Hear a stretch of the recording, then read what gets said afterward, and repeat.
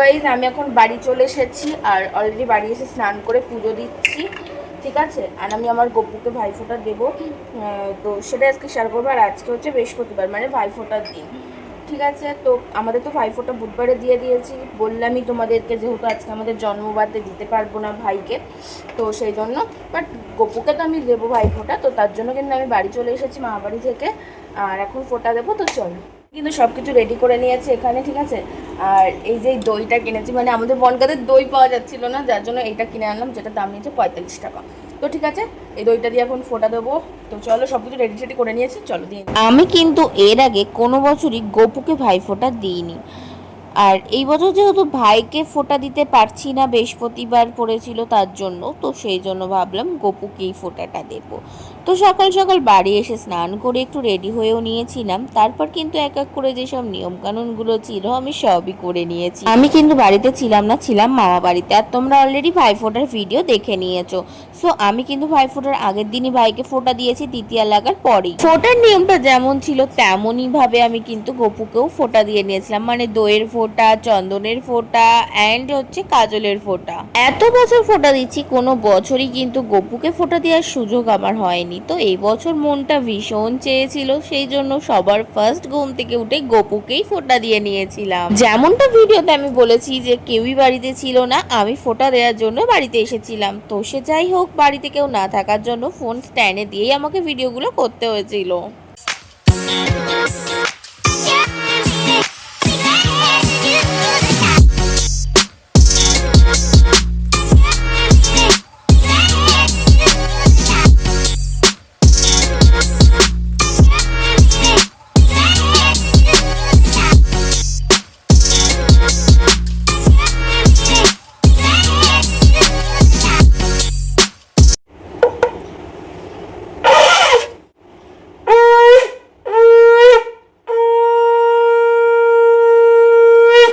Finally ফোঁটা দেওয়া complete. আর দেখো কি সুন্দর লাগছে, আমি গপুকেও দিয়েছি আর কৃষ্ণকেও ফোঁটা দিয়েছি।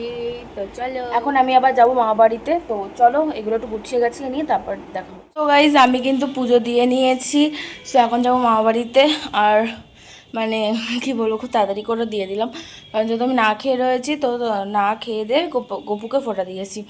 হ্যাঁ, আর সত্যি কথা বলতে এবছর ফার্স্ট টাইম আমি গপুকে ফোঁটা দিলাম। জানি পাবলিক শুনলে আমাকে হাসতে রাখবে না, যাই হোক। সো জানি না কেন এবছর ভীষণ মন চাইলো, অন্যবার সেরকম একটা দেওয়া হয় না, ইভেন ভাইফোঁটার দিন তো বাড়িই থাকি না, তো সেই কারণে হয়তো দিতে পারি না। যাই হোক, কোনো রিজন আছে, বাট এইবার আমার ভীষণ মন চেয়েছে, যার জন্য আমি মামা বাড়ি থেকে চলে এসেছি ভোরবেলাতে। এসে আমি পুজো টুজো সেরে নিয়েছি, তো এখন যাবো আবার মামা বাড়িতে। তো চলো, আজকে সারাদিন কী করবো সব শেয়ার করবো, চলো। দেন মামা বাড়ি চলে গেছিলাম, তারপর কিন্তু আবার আমি আর মানি মিলে একটু বেরিয়েছিলাম বাজারে। বাজার থেকে এসে একটু দই বড়া খেয়ে নিয়েছিলাম, যেটা খেতে তো দারুণ করেছিল।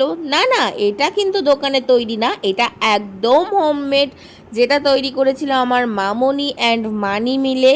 সত্যি দারুণ খেতে ছিল। বাই দ্য ওয়ে, কারা কারা দই বড়া খেয়েছে অবশ্যই কমেন্ট করে জানিও। 2000 years later. So welcome to another blog. আমরা এখন যাচ্ছি গাইজ হচ্ছে কালী পুজোর ঠাকুর দেখতে, অনেক দূরে। এখন বাজে হচ্ছে 4:10। তো চলো, সবাই রেডি হয়ে গেছি। আর সবথেকে বড় কথা, মানে পুরো সাডেনলি প্ল্যান হচ্ছে, আগে থেকে কিচ্ছু জানা ছিল না। বাবা হুট করে বললো যে চল তোদেরকে ঠাকুর দেখে নিয়ে আসি, তো তার জন্য। আর গাইজ ব্যাগটা কেমন হয়েছে কমেন্ট করে জানাও। তো চলো, তো গাইজ আমরা আবারও টুইনিং করেছি, মানে আজকে জামাটা এক্সচেঞ্জ হয়েছে। আজকে আমি এটা পড়েছি, মা এটা পড়েছে। তো চলো, আমরা কোথায় কোথায় ঠাকুর দেখতে পাবো সব কিছু শেয়ার করছি। এদিকে মানিও রেডি হয়ে গেছে গাইস, চলো আমরা এখন যাবো। আমরা ফাইনালি বেরিয়ে পড়েছি। টাটা।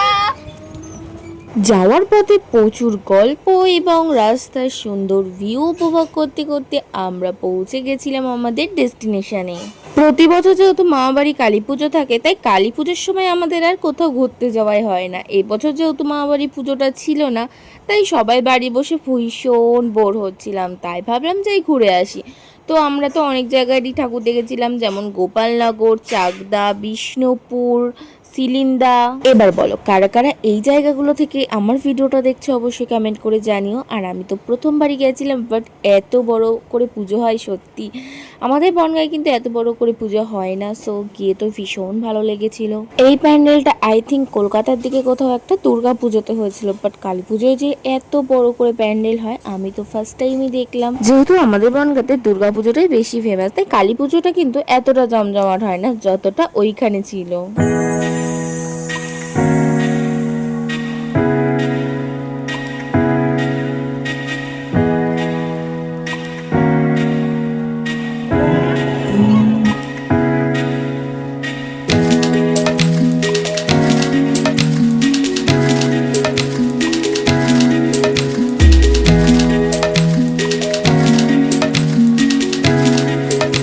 আমরা তো বাড়ি থেকে বেরিয়েছিলাম ওই বিকেল 4টে নাগাদ, তো পৌঁছেছিলাম ওই 5:30 6টা সামথিং এরমই হবে।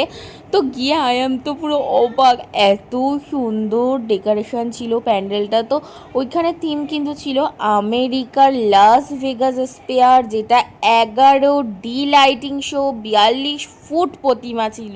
আমরা কিন্তু 3D 5D 7D শো দেখেছি, বাট ওই শোটা ছিল 11D, মানে বুঝতেই পারছো, জাস্ট এক কথায় অসাধারণ।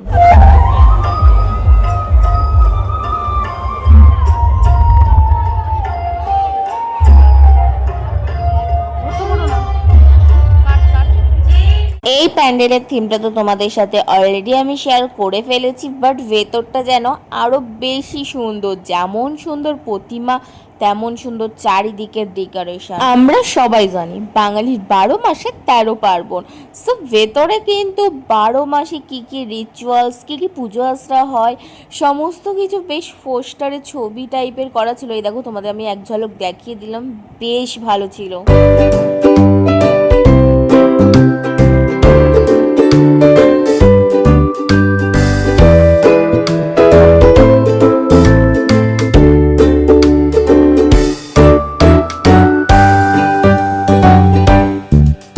দেন এই প্যান্ডেলটা থেকে বেরিয়ে আমরা চলে গেছিলাম একটা নেক্সট প্যান্ডেলে।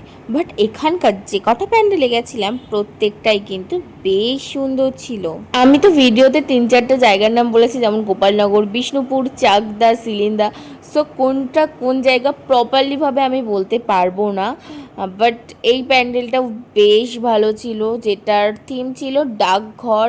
সত্যি দারুণ ছিল, দারুণ। আর এই প্যান্ডেলটাও কিন্তু বেশ ভিড় হয়েছিল, বাট লাইন দিতে হয়নি। আমরা যেই সময় গেছি একদম ফাঁকাই ফাঁকাই, মানে ভালোভাবে দেখতে পেরেছিলাম। তো গিয়েই প্রথমেই ফটাফট করে প্রচুর ফটো তুলে নিয়েছিলাম, আর সাথে তো ক্যামেরাম্যান হিসাবে আমার ভাই ছিল, প্রচুর ভালো ফটো ভিডিও তুলে দেয় আমাকে। আর যেহেতু সব প্যান্ডেলেই প্রচুর গান চলছিল জোরে জোরে, যার জন্য সব ভিডিও আমাকে মিউট করে দিতে হয়েছে। তো সে যাই হোক, এই প্যান্ডেলটাও কিন্তু দারুণ নিখুঁতভাবে ডেকোরেশন ছিল একদম।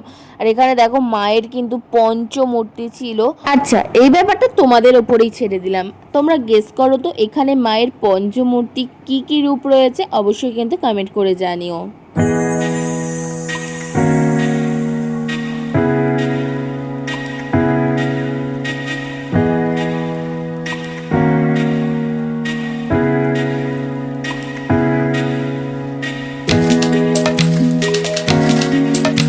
দেন ওই প্যান্ডেল থেকে বেরিয়ে আমরা আবারও চলে যাই একটা নেক্সট প্যান্ডেলে। সো এই প্যান্ডেলটা বেশ ভালো ছিল, বাট এটার ভেতরে আমরা যাইনি। আর বাইরে থেকেই কিছু ফটো টেক নিয়েছিলাম আর সেটাই শেয়ার করলাম, বাট এই প্যান্ডেলটা ভীষণ সুন্দর ছিল। দেন এই প্যান্ডেল থেকে বেরিয়ে আমরা চলে যাই আমাদের গাড়ির কাছে। এবার চলো গাড়িতে গিয়ে একটা মজার ঘটনা তোমাদের সাথে শেয়ার করি। তো ওই দিন আমাদের মামা বাড়িতে হওয়ার কথা ছিল সন্ধ্যেবেলায় চিকেন পকোড়া আর গরম গরম কফি বা চা, যে কোনো একটা। যেহেতু আমাদের প্ল্যানটা একদম সাডেনলি হয়েছিল, তো সেই জন্য আমরা সবাই মিলে ডিসাইড করি চিকেন পকোড়া তো খাওয়া হবেই। তো আমরা রাস্তায় গিয়ে খাবো, মানে বাড়ি থেকে চিকেন পকোড়া ভেজে রাস্তা থেকে এক প্যাকেট সস কিনে নিয়ে আমরা বাড়ি থেকে প্লেট নিয়ে গেছিলাম, তো সবাইকে সার্ভ করে দিলাম। দেন আমরা বেশ মজা করে কিন্তু সবাই খেয়েছিলাম। আর বাড়ি থেকে করে নিয়ে গিয়ে খাওয়ার মজাটাই আলাদা ছিল। একটা দারুণ এক্সপিরিয়েন্স ছিল সবাই মিলে রাস্তায় গিয়ে টোটোর মধ্যে বসে চিকেন পকোড়া খাওয়ার। না কালী পুজোর ভিডিওটাই দুটো প্যান্ডেল দেখে শেষ না, যেহেতু ভিডিওটা অনেকটাই বড় হয়ে গেছে তাই আমি ভাবলাম দুটো পার্টে ভাগ করে দিই। তো নেক্সট পার্ট দেখার জন্য তাড়াতাড়ি সাবস্ক্রাইব করো, দেন খুব তাড়াতাড়ি নেক্সট ভিডিও আসছে। আর ওই প্যান্ডেলগুলো তো আরও বেশি সুন্দর ছিল, তো সব কিছু শেয়ার করবো, তার আগে চ্যানেলটা সাবস্ক্রাইব করো। টাটা।